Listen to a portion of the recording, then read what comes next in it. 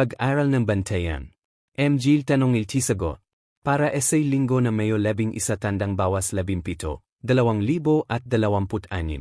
Tema, magtiwala essay sobra nomang pinamamahala na sansinukob. Mahal kong mga kapatid, maingat kong inihanda ang pag-aral na ito tungkol sa bantayan at iniharap ang mga sagot sa simpleng maikling pangungusap. Kung kinakailangan, nagdagdag din ako ng mga karagdagang komento at praktikal na aral. Sa artikulong ito, tatalakayin natin kung paano palakasin ang ating tiwala na si Jehovah ang soberano ng sansinukob at tiyakin sa ating sarili na tutulungan niya tayong malampasan ang mga pagsubok na kinakaharap natin ngayon at sa hinaharap. Sigurado akong magugustuhan ninyo ito. Kaya, simulan na natin. Tanong 1. Anong mga kalunos-lunos na pangyayari ang hinarap ni Job? Sagot, hinarap ni Job ang napakasakit na mga trahedya na nakaapekto sa bawat aspeto ng kanyang buhay. Nawalan siya ng kanyang mga anak, kayamanan, at mabuting kalusugan na nag-iwan sa kanya sa matinding pagkabalisa. Bukod pa rito, hindi siya naaliw ng mga nakapaligid sa kanya. Sa halip, binigyan siya ng kanyang mga tinatawag na kaibigan na mga nakapanghihina ng loob at mga maling paratang. Maging ang kanyang asawa, sa kanyang matinding kalungkutan, ay hinimok siyang sampayin ang Diyos at mamatay, gaya na nakatala sa aklat ng Job 2:9. Tanong 2 tandang bawas 3. Ano ang maaring simulan nating pag-isipan? At ano ang matututuhan natin mula sa aklat ng Job? Sagot, kapag dumaranas tayo ng paulit-ulit o napakahirap na mga pagsubok, maharing paminsan-minsan ay magsimula tayong magtaka kung tunay ngang nagmamalasakit sa atin si Jehovah. Gayunpaman, tinutulungan tayo ng aklat ng Job na palakasin ang ating tiwala kay Jehovah. Ipinapakita nito na kahit sa matinding pagdurusa, hindi pinababayaan ni Jehovah ang kanyang mga tapat na lingkod at inililigtas niya ang mga nananatiling tapat sa kanya. Karagdagang komento, mula sa karanasan ni Job, natututuhan din natin ang dalawang nakapapanatag na katotohanan. Una, na si Jehovah lamang ang soberanong tagapamahala ng sansinukob, at pangalawa, na siya ang may kapangyarihang kontrolin ang mga pangyayari upang matupad ang kanyang layunin at maprotektahan ang kanyang bayan mula sa pangmatagalang pinsala, kapwa sa spiritual at pisikal. Tanong 4. Sino ang dumalo sa pagtitipon sa langit na nabanggit sa aklat ng Job? Sagot, ang pagtitipon sa langit ay dinaluhan ng mga anak ng tunay na Diyos na tumutukoy sa tapat na mga espiritong anak ni Jehovah.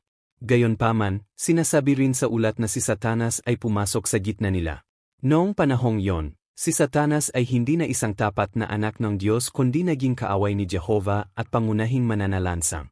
Kaya, kasama sa pagtitipon ang tapat na mga espiritong anak ni Jehovah, kasama si Satanas, na naroroon bilang isang mananalansang sa halip na bahagi ng tapat na makalangit na pamilya ni Jehovah.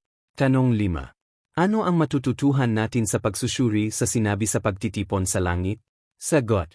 Sa pagsusuri sa sinabi sa pagtitipon sa langit, natututuhan natin na ang mga salita ni Satanas, gaya na nakatala sa aklat ng Job 1:9, ay nagpapakita na siya ay isang maninirang puri na kumukwestiyon sa katapatan ng mga lingkod ng Diyos at sa katuwiran ng kanilang mga motibo.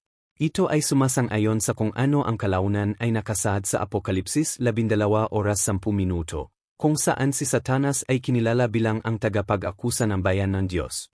Karagdagang komento. May natututuhan din tayong isang bagay na nakapagpapatibay loob tungkol kay Jehovah.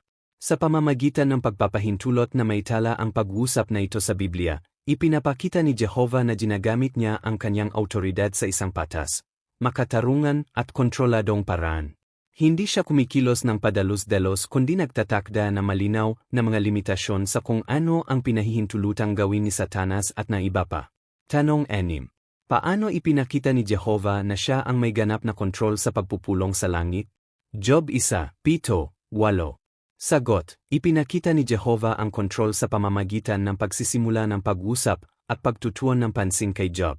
Mula sa Job 1:7-8, tinanong niya si Satanas tungkol kay Job, na nagpapakita na lubos niyang nalalaman ang mga gawain ni Satanas at itinakda ang mga tuntunin ng talakayan. Tanong 7.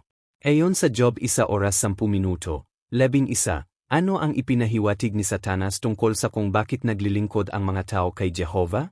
Sagot, ipinahiwatig ni Satanas na ang mga tao ay naglilingkod lamang kay Jehovah para sa mga makasariling dahilan, dahil sa mga pagpapalang natatanggap nila, at natitigil si Job sa paglilingkod sa Diyos kung alisin ang mga pagpapalang yon. Tanong 8 tandang bawas 9. Anong malinaw na mga limitasyon ang itinakda ni Jehovah para kay Satanas, at bakit? Job 1:12. Sagot, pinayagan ni Jehovah si Satanas na subukin si Job ngunit nagtakda na malinaw na limitasyon. Hindi dapat pisikal na saktan ni Satanas si Job. Ipinakita nito ang ganap na kontrol ni Jehovah sa sitwasyon at pinrotektahan ang buhay ni Job. Nagtakda si Jehovah ng hangganang ito upang patunayan na ang hamon ni Satanas ay masasagot ng hindi pinahihintulutan ang walang limitasyong pinsala, habang pinoprotektahan din si Job at ang reputasyon ni Jehovah bilang isang matuwid na tagapamahala. Tanong 1-0. Bakit hinayaan ni Jehovah si Satanas na subukin pa si Job? Job 2:2-6. Sagot, hinayaan ni Jehovah ang karagdagang pagsubok upang malutas ang paratang ni Satanas na tatalikod si Job laban sa Diyos kung maapektuhan ang sarili niyang kalusugan. Gayunpaman, nagtakda pa rin si Jehovah na malinaw na mga limitasyon. Hindi pinayagang kunin ni Satanas ang buhay ni Job. Tanong 11. Nang wakasan ni Jehovah ang mga pagsubok kay Job, paano niya ginantimpalaan si Job? Job 42:1-13. Sagot, ibinalik ni Jehovah ang kalusugan ni Job, binigyan siya ng dobleng kayamanan kaysa dati, at pinagpala siya ng mas maraming anak. Ipinakita nito na tinapos ni Jehovah ang mga pag-atek ni Satanas at ginantimpalaan ang katapatan ni Job. Tanong 12. Magbigay ng halimbawa ng kinalabasan para sa mga nagtitiwala sa kapangyarihang magligtas ni Jehovah. Sagot, ang isang halimbawa ay ang 230 saksi na nakaligtas sa isang death march na mga Nazi noong 1945. Kahit na pagkatapos na matinding pagdurusa, sila ay naingatan at nadama na pinalakas ni Jehovah. Inilarawan nila ang kanilang kaligtasan mula sa matinding pagsubok at nananatiling matatag sa spiritual, na nagpapakita na binigyan sila ni Jehovah ng pagtitiis at protection. Tanong 13. Anong kumpiyansa ang maaari mong taglayin habang nahaharap ka sa mga pagsubok? Sagot, makakaasa tayo na si Jehovah ang may ganap na kontrol at hindi niya hahayaang lumampas ang ating mga pagsubok sa kanyang limitasyon. Tulad ni Job, maaari tayong magdusa, ngunit kayang wakasan ni Jehovah ang pagdurusa sa kanyang panahon o sa bagong sanlibutan. Mula sa 1 Pedro 5:8-1-0, tinityak sa atin na palalakasin at ibabalik ni Jehovah ang mga nananatiling tapa. Tanong 14:15. Ano ang nararamdaman ni Jehovah tungkol sa pagbibigay ng gantimpala sa kanyang mga tapat na lingkod? Job 14:15. Sagot, lubos na pinahahalagahan ni Jehovah ang kanyang mga tapat na lingkod at sabik siyang gantimpalaan sila.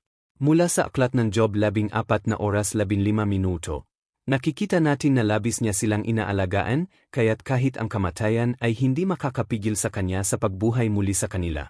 Ibabalik niya sila at alisin ang lahat ng sakit na dulot ng kamatayan. Karagdagang komento, nais ni Jehovah na ang kanyang mga tapat ay maging tunay na maligaya at bibigyan sila ng perpektong buhay sa bagong sanlibutan, gaya na nakasaad sa Apokalipsis 21:3-4. Tinityak nito sa atin na mapagmahal niyang ginagantimpalaan ang katapatan at hindi niya kailanman nalilimutan ang mga nagtitiis na mga pagsubok alang-alang sa kanya. Tanong 16. Ano pa ang dahilan upang magtiwala kay Jehovah bilang soberanong tagapamahala? Sagot, maaari tayong magtiwala kay Jehovah dahil mayroon siyang kapangyarihan kahit laban sa kamatayan at bubuhayin niyang muli ang kanyang mga tapat na lingkod. Kaya, kahit mamatay ang isang tapat na lingkod, walang makakapigil kay Jehovah sa pagbuhay muli ng taong iyon sa panahong kanyang pipiliin. Tanong 17. Ano ang nagpapakita na nabigo si Satanas sa kanyang mga pagsisikap na lipulin ang bayan ni Jehovah? Sagot, nabigo si Satanas dahil ang bayan ni Jehovah ay patuloy na umiral at umunlad sa kabila na matinding pagsalansang. Sanggayon, milyon-milyong tapat na saksi ang nananatiling aktibo sa paglilingkod kay Jehovah, na nagpapakita na ang mga pagsisikap ni Satanas ay hindi nagtagumpay.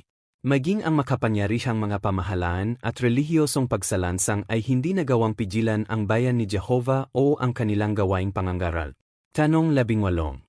Bakit natin mahaharap ang hinaharap ng may kumpiyansa? Sagot, maaari nating harapin ang hinaharap na may kumpiyansa dahil si Jehovah ang laging may control at hindi niya hahayaang magdulot ng permanenteng pinsala si Satanas. Tinityak sa atin ng salaysay ni Job na kahit na tila mahina ang mga lingkod ng Diyos, nagtatakda si Jehovah ng mga limitasyon at pinoprotektahan sila. Sa darating na malaking kapighatian, muling mananatiling ganap na may kontrol si Jehovah at wawakasan niya ang mga gawa ni Satanas. Kaya, ang pagkaalam na tutuparin ni Jehovah ang kanyang layunin at alisin ang lahat ng pagdurusa ay nagbibigay sa atin na matibay na kumpiyansa para sa hinaharap. Tanong 19. Anong gantimpala ang naghihintay sa mga lubos na nagtitiwala kay Jehovah? Sagot, ang mga lubos na nagtitiwala kay Jehovah ay magtatamasa ng perpektong buhay at walang hanggang kaligayahan sa bagong sanlibutan. Mula sa Apokalipsis 21:5, nangangako si Jehovah na gagawing bago ang lahat ng bagay, alisin ang lahat ng pagdurusa na dulot ni Satanas. Karagdagang komento, magkakaroon ng kalayaan mula sa kasalanan, sakit, at kamatayan, at ang mga tapat ay makakaranas ng kapayapaan at kadalakan sa ilalim ng kaharian ng Diyos. Ang mga mahal sa buhay na namatay ay bubuhayin din muli sa pamamagitan ng pag-asa sa pagkabuhay muli. Kaya, ang gantimpala ay isang naibalik na paraisong lupa kung saan ang mga tao ay maaring mamuhay ng eksakto tulad ng orihinal na nilayon ni Jehovah, malaya sa sakit at puno ng walang hanggang kaligayahan. Tanong 20. Ano ang determinado mong gawin? Sagot, determinado akong magtiwala ng lubisan kay Jehovah at suportahan ang kanyang soberanya.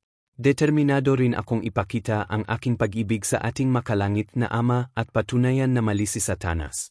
Determinado rin akong tumingin ng may kumpiyansa sa hinaharap sa ilalim ng pamamahala ng ating soberano, si Jehovah, na nananabik na gantimpalaan ang kanyang mga tapat sa isang makapangyarihang paraan.